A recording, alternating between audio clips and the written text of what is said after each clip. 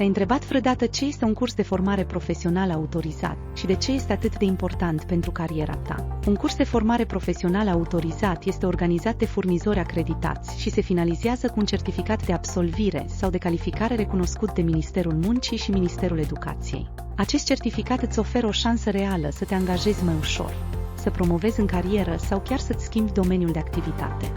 Îți dezvolți competențe practice cerute pe piața muncii, înveți de la formatori specializați și îți construiești un CV mai valoros.